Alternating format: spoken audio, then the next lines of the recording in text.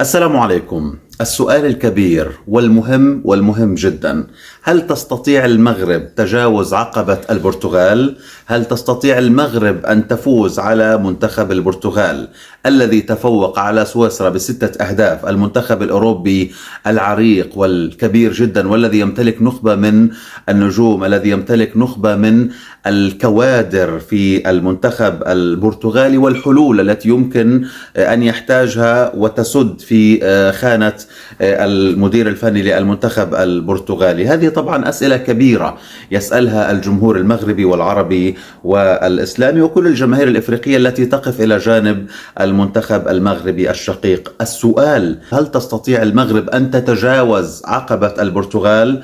نعم، تستطيع المغرب أن تتجاوز عقبة البرتغال بعدة نقاط، بعدة حلول. أولا، الحل الأول إنه المغرب تواصل حالة الثقة بالنفس، حالة الجرأة التي شاهدناها في دور 32 والتفوق على كل هذه المنتخبات الكبيرة، والتي كان الغالبية الساحقة. يمكن كانت نقطة مهمة إنه غالبية المحللين اللي سئلوا عن المرشحين من المجموعة اللي تواجدت فيها المغرب، الغالبية الساحقة كانت تتوقع إنه المنتخب البلجيكي أولا، والمنتخب الكرواتي ثانيا، والمنتخب المغربي ثالثا ربما في بعض الأحيان، والجميع رشح المنتخب الكندي لأن يغادر هذه المجموعة. لكن النقطة المهمة والمفاجأة الكبيرة والمفاجأة السارة كانت بأن المنتخب المغربي هو الذي تصدر هذه المجموعة اللي موجود فيها كرواتيا واللي موجود فيها بلجيكا. بالتالي المنتخب المغربي صعد من دور ال 32 إلى الدور ال 16 بهذه الثقة الكبيرة اللي صنعها وليد الركراكي لاعبوه اللي هم من فرق كبيرة، من فرق عريقة، من باريس سان جيرمان، من بايرن ميونخ، من تشيلسي، من عدد من الفرق الأوروبية اللي بيلعب إلها هؤلاء اللاعبين اللي وجدوا أنفسهم في مناطحة ومصارعة لاعبي الأندية اللي هم زملاء في نفس الأندية. وبالتالي عندما تقابلت هذه المنتخبات شعر هؤلاء اللاعبين من لاعبي المغرب أننا نستطيع أن نفعلها، نستطيع أن نفوز، نستطيع أن نتجاوز كل هذه الصعاب. الترشيحات اللي كانت تسبق هذه البطولة لم تكن لترشح المغرب لتصعد على الأقل من دور 32 إلى دور 16، لكن ما حدث من مفاجأة كانت مفاجأة مدوية وكبيرة، ليست بالصعود من دور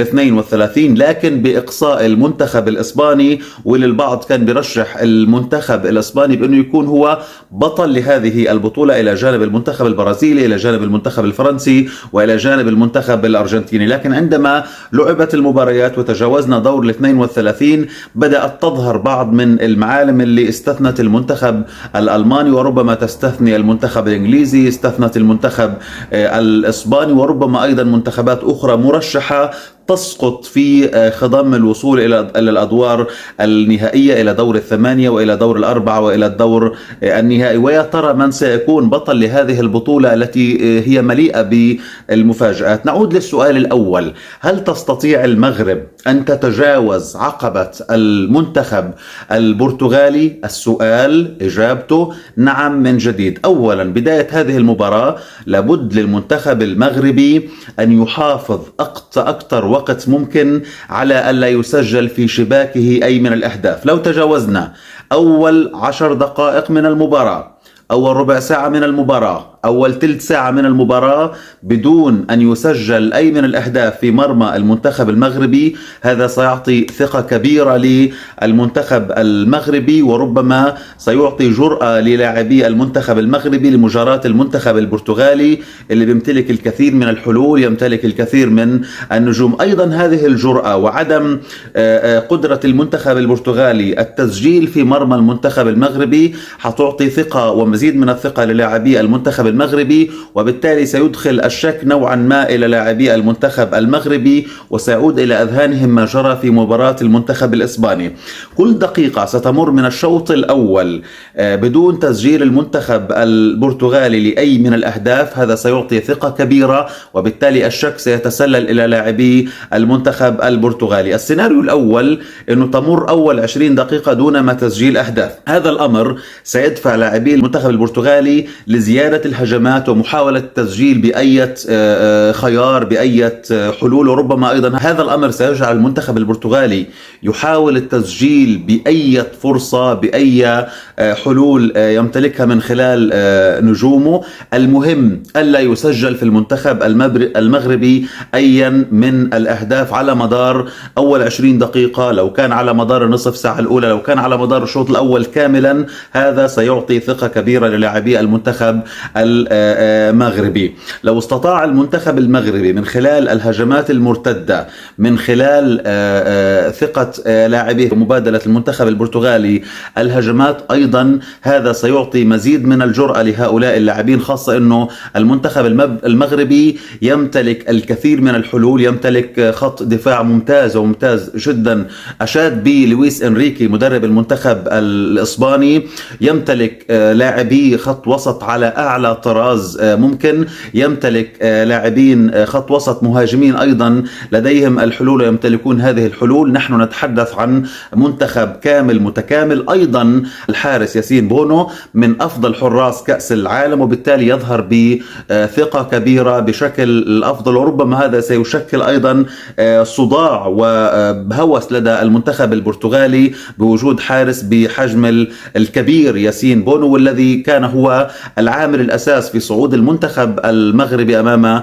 المنتخب الأسباني في ركلات الترجيح. نتجاوز الشوط الأول، وإذا ما خرج من خلاله المنتخب المغربي بشباك نظيفة، هذا سيجعل المنتخب المغربي يدخل الشوط الثاني بآمال كبيرة، بمسؤوليات كبيرة، بأحلام كبيرة ستجعله يمتلك حلول حتى في التسجيل إن شاء الله أمام المنتخب البرتغالي، اللي سيدخل مع مرور الدقائق في الشوط الثاني، أول 5 دقائق، أول 10 دقائق، أول ربع ساعة، إذا أيضا ما تمش التسجيل سيتسلل الشك إلى لاعبي المنتخب البرتغالي، بالتالي سيتقدمون أكثر، وبالتالي هذا سيعطي مساحات أفضل للاعبي المنتخب المغربي، واللي بيستطيعوا التسجيل ربما من نصف فرصة. إذا ما استطاعش المنتخب المغربي أن يسجل على مدار 90 دقيقة في هذه المباراة، المهم ألا يدخل في مرمى المنتخب المغربي أيا من الأهداف. مع مرور هذه الدقائق إن شاء الله سيمتلك المنتخب المغربي أوراق الترشح من خلال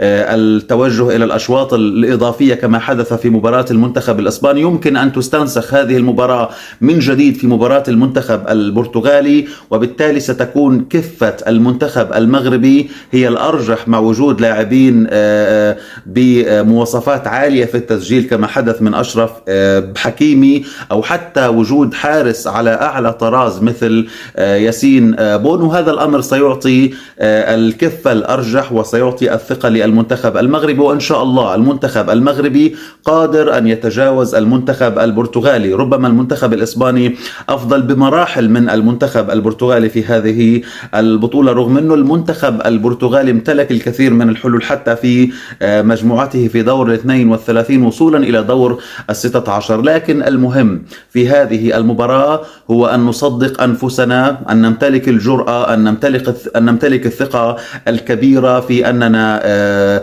نمتلك منتخب كبير وواعد ولديه العديد من اللاعبين المحترفين في أكبر الأندية العالمية، وبالتالي نحن لا نقل شيء عن المنتخب البرتغالي. وربما إذا امتلك المنتخب البرتغالي هذه السمات وهذه الصفات في أن يصدق نفسه وأن يعرف بأنه يمتلك لاعبين من طينة الكبار، أعتقد بأنه سيصل إلى الهدف المنشود الذي يتمناه كل مغربي وعربي ومسلم وأفريقي وكل إنسان ربما يقف إلى جانب هذه المنتخبات التي كان البعض يسميها بأنها منتخبات درجة ثانية أو ثالثة.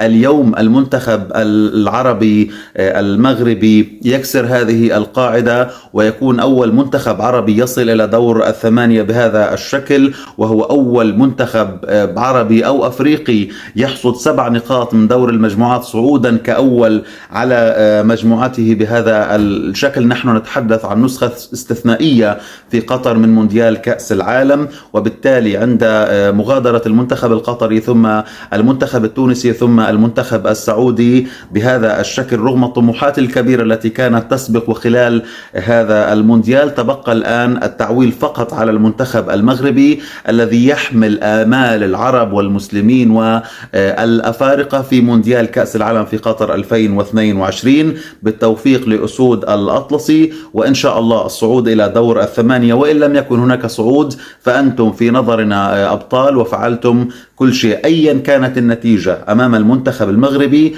المهم أن تلعبوا بشكل يشرف الكرة العربية والإفريقية، أن يشرف الكرة المغربية، وبغض النظر عن النتيجة أنتم أبطال في عيوننا جميعا. بالتوفيق إن شاء الله لأسود الأطلسي، والسلام عليكم ورحمة الله وبركاته.